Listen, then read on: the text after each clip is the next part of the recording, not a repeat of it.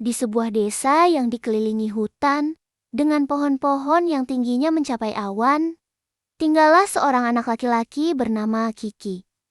Kiki bukan anak biasa. Ia selalu memakai topi kulit berwarna coklat yang sudah usang, membawa ransel kecil berisi kompas, kaca pembesar, dan 2 buah biskuit madu. Kiki adalah seorang penjelajah cilik. Setiap malam, Kiki akan memanjat pohon jambu tertinggi di kebunnya dan menatap langit. Ia punya satu obsesi, menemukan tempat jatuhnya bintang jatuh yang ia lihat malam sebelumnya.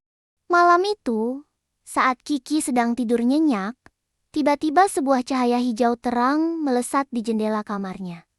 Disusul suara ting yang lembut, Kiki melonjak dari tempat tidurnya. Itu pasti bintang jatuh, tapi kali ini suaranya terdengar begitu dekat.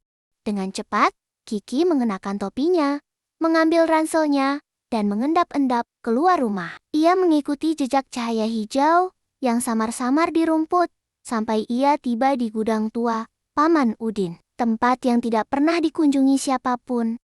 Di tengah lantai gudang yang berdebu, ada sesuatu yang berkilauan. Itu adalah sebuah batu kecil, seukuran kelereng, yang memancarkan cahaya hijau lembut. Tapi, yang membuatnya sangat keren, batu itu tidak panas, melainkan terasa seperti es krim vanila dingin saat disentuh. Tiba-tiba, batu itu mulai bergetar. Cahaya hijaunya membesar dan membentuk sebuah gambar di udara. Peta itu menunjukkan sebuah jalur tersembunyi yang menuju ke dalam hutan terlarang, tempat yang dikabarkan dihuni oleh peri pohon dan laba-laba raksasa. Kiki menelan ludah. Ini petualangan terbesar yang pernah ada. Baiklah, bintang jatuh, bisik Kiki sambil memasukkan batu dingin itu ke saku ranselnya. Mari kita lihat, rahasia apa yang kamu bawa. Pagi harinya, Kiki memulai perjalanannya. Berbekal kompas dan peta proyeksi dari batu bintang, ia berhasil menemukan sebuah lorong kecil tersembunyi di bawah akar pohon beringin raksasa. Lorong itu gelap dan berbau lumut. Kiki menyalakan senter kecilnya. Setelah berjalan cukup lama, lorong itu tiba-tiba terbuka ke sebuah tempat yang menakjubkan. Lembah kristal pelangi. Lembah itu dipenuhi kristal-kristal tinggi yang memantulkan cahaya matahari menjadi jutaan warna. Di tengah-tengahnya, ada sebuah danau kecil dengan air yang berkilauan. Di tepi danau, duduklah makhluk paling unik yang pernah Kiki lihat. Makhluk itu terlihat seperti anak kucing yang terbuat dari debu bintang. Dengan sayap transparan yang berkilauan, ia sedang mencoba memancing, tapi alat pancingnya hanya sehelai benang kusut. Kiki mendekat perlahan. Halo, sapanya pelan. Makhluk kucing bintang itu terkejut. Miau, miau wakawa, yang artinya, manusia, kenapa kamu di sini?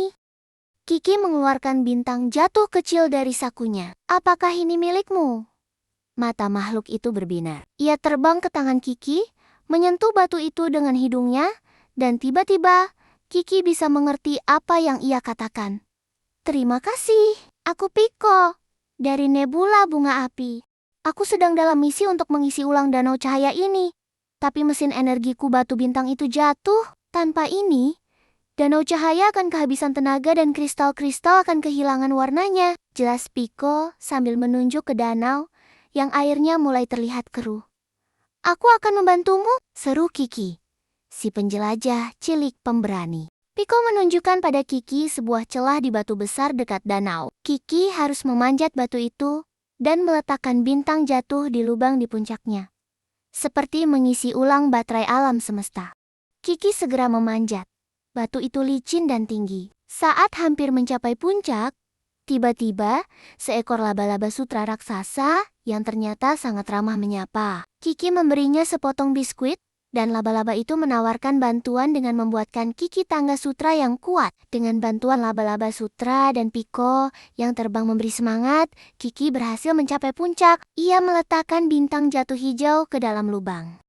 Danau cahaya tiba-tiba bersinar dengan intensitas yang luar biasa. Airnya kembali jernih, dan kristal-kristal itu memancarkan warna yang lebih terang dari sebelumnya, memancarkan cahaya pelangi yang menari-nari di seluruh lembah. Piko memeluk Kiki dengan gembira. Kamu menyelamatkan lembah kristal, Kiki. Kamu adalah penjelajah paling hebat di galaksi. Setelah tugasnya selesai, Piko harus kembali ke nebula bunga api. Sebagai hadiah, ia memberikan Kiki sebuah jarum kecil dari kristal yang bisa bersinar saat bahaya mendekat. Mereka berjanji akan bertemu lagi.